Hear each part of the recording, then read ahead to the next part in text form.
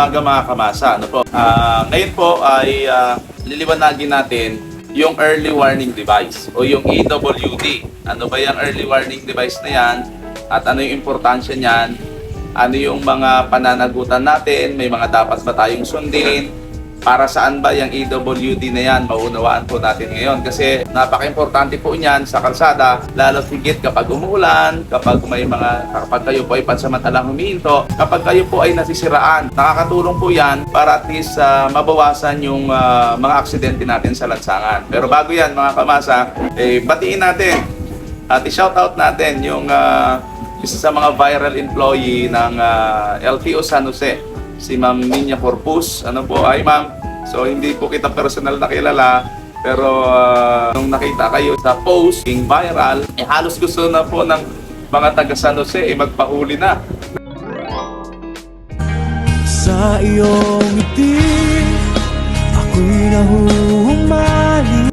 Hi ma'am, binabati ka po ng Kamasa TV at katulong niyo po kami sa pagbibigay ng tamang impormasyon at kasama niyo po kami sa pagbibigay ng mga tamang impormasyon patungkol po sa mga batas trapiko natin. Ang pag-uusapan nga natin ngayon mga kamasa ngayong araw, yung LTO Memorandum Circular Number RTL MC 02412 ng March 22, 2002. Ito nga po yung may title na Installation of Early Warning Devices on Motor Vehicles. So noong March 22 po, 2002, meron na po talagang memorandum na nagsasabi na maglagay tayo ng early warning device. Mas pinaigting lang po ngayon kasi nakita daw po nung ating mga concerned agencies na parang hindi daw po ito na ipapatupad. So kaya marami nang nagtatanong, ano nga ba talaga ang EWD? May specification nga ba talaga? Sino ba daw dapat ang gumamit ng EWD o early warning device natin? Una, sabi po doon sa memorandum nila, tandaan po ninyo, all owners, users, and drivers of motor vehicle shall have at all times in their motor vehicles at least one pair of EWD, one red and yellow. So maliwanag doon sa dapat gumamit po ng EWD, kung ikaw yung may-ari ng sasakyan, ikaw yung gumagamit ng sasakyan, or ikaw yung driver ng sasakyan, dapat daw po sa lahat ng oras, andun yung early warning device mo sa sasakyan. Isang pares, isang kulay pula, at saka isang kulay dilaw po yan.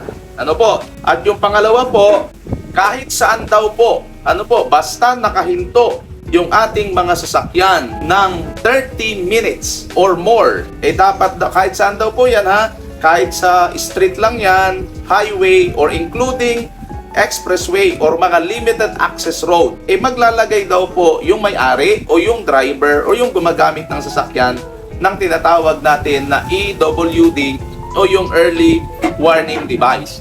At ilalagay daw po ninyo yan 4 na metro sa unahan at 4 na metro po sa hulihan ng sasakyan. So malinaw po na dapat ang gumagamit ng early warning device ay lahat ng may-ari o nagmamaneho ng sasakyan, isang pula, isang dilaw, at pag yan ay nakahinto or nakaparada ng 30 minutes o sobra dyan, maglalagay talaga tayo ng early warning device sa ating sasakyan. Ano po? Ano naman daw po yung specification ng early warning device mga kamasa?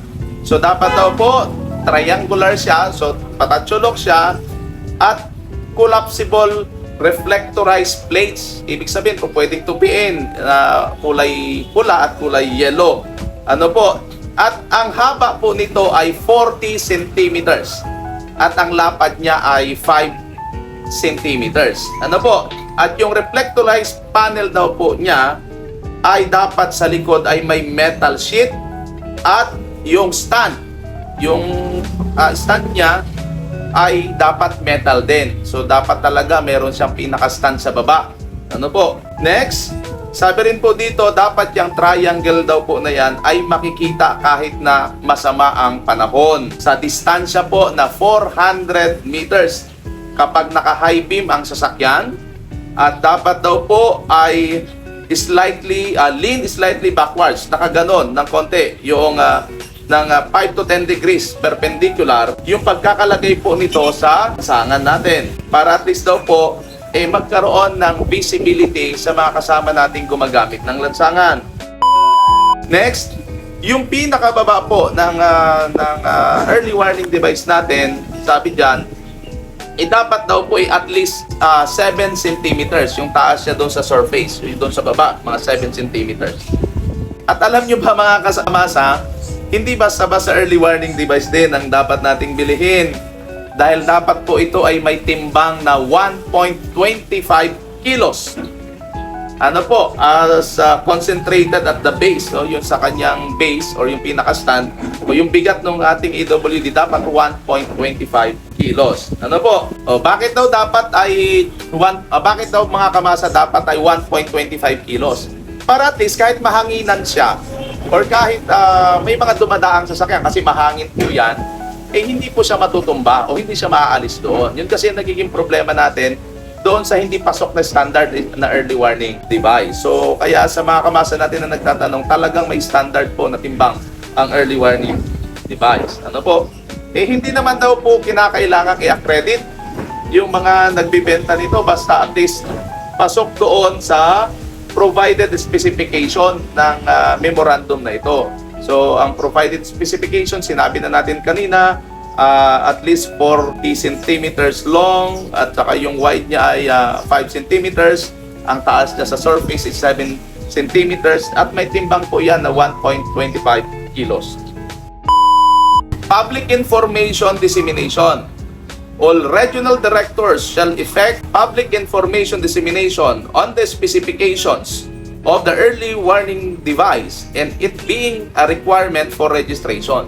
So inuutusan din po ng memorandum na ito yung mga regional directors natin na maisabi ito sa publiko at dapat daw po requirement ito sa pagpaparehistro ng sasakyan. Ano po? Ano yung multa? Ano po natin o penalty natin, yung fines and penalties natin kapag wala tayong early warning device? O tignan po natin, ano po? No motor vehicle except motorcycle shall be registered by the Land Transportation Office unless it is equipped with EWD herein described. So maliwanag po yan mga kamasa na walang anumang sasakyan ang pwedeng marehistro sa LTO maliban sa mga motorsiklo kung wala itong early warning device na may espesifikasyon na ibinabanggit natin kanina. Ano po, dapat talaga bago kayo magrehistro ng inyong mga sasakyan, yung mga four wheels ninyo, dapat may early warning device. Sabi rin po dito, failure to install an early warning device whenever the motor vehicle is stalled or disabled along the traveled portion of the street or highway shall be fined. Tandaan nyo ito po, 300 pesos at yung kanya pong lisensya ay masususpindi ng 30 days. So sabi dito, kapag ang driver daw po ay hindi naglagay ng early warning device, kahit yan ay pansamantalang nakahinto or nakaparada ng more than 30 minutes doon sa kalsada na kanyang pinaglalakbayan, siya daw ay pwedeng magmulta ng 300 pesos at pwede pang masuspindi. Yan ang mabigat. Pwede pang masuspindi yung lisensya ninyo within 30 days. Yan po ito mga kamasa. Ano po? Ngayon, paano kung wala kang early warning device? Tapos, dahil sa hindi mo paglalagay ng early warning device mga kamasa, may na-aksidente. Ano po? Yung licensed driver daw po ay masususpindi ng hindi tatagal ng 2 taon or depende doon sa pangyayari o doon sa circumstances ng aksidente. So, kaya po pwedeng masuspend yung ating lisensya. Ano po?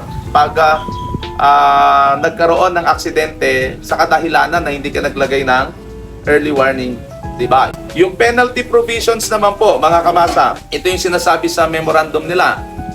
Sino mang empleyado o opisyal ng LTO, ano po, na tinanggap na mairehistro yung isang sasakyan at wala pong early warning device, ay liable for administrative sanctions. Ano po? At kung sino po yung mga opisyal o empleyado ng LTO na lalabag sa probisyon ng memorandum na to ay talagang magkakaroon din po ng kaukulang kaso administratively. So, maliwanag po yan. Ano po, kaya po tayong may mga sasakyan, lalo't higit po dito sa Occidental Mindoro, mga kamasa, gagamit tayo ng early warning device na aayon at tutugma doon sa standard na sinasabi nila, sa specification po na yon. Kasi may mga penalty at may fines tayong po pwedeng ipataw sa atin. Kasi ang hirap din naman, mga kamasa, nakikita nyo sa kalsada natin, minsan ang inilalagay bato, inilalagay kandila, inilalagay muron, tapos napakarami pong mga sasakyan dito sa atin na hindi marunong maglagay ng early warning device kapag sila po ay pansamantalang hihinto ng 30 minutes o susobra pa dyan, or paparada po sa mga lansangan, or kapag sila ay nasisiraan. Nawa po, itong video na to ay makapagbigay sa atin ng linaw para po tayo ay sumunod sa circular ng LTO at para po makapagbigay din tayo ng dagdag kaligtasan sa kapwa natin gumagamit ng lansangan. Marami pong salamat. Baka po pwede po ulit maglambing. Baka po pwede pong pasubscribe sa aming YouTube channel. Paki-like na rin po yung notification bell para maging updated po kayo sa mga video na ilalagay namin. Pa-share na rin po sa inyong mga kakilala at sa lahat po ng driver. Ano po, para at least makatulong tayo sa pagbibigay ng impormasyon na makakatulong din naman para ma-promote yung kaligtasan natin sa daan or sa lansangan. At pag may mga iba pong tanong na kaya nating sagutin, ay sasagutin po natin sa abot ng ating makakaya. Pwede po kayong mag-comment sa ating mga comment box section at pwede nyo rin po bang i-follow yung aming FB page na Kamasa TV para at least mas malayo po yung marating ng ating mga. Salamat po ulit ng marami.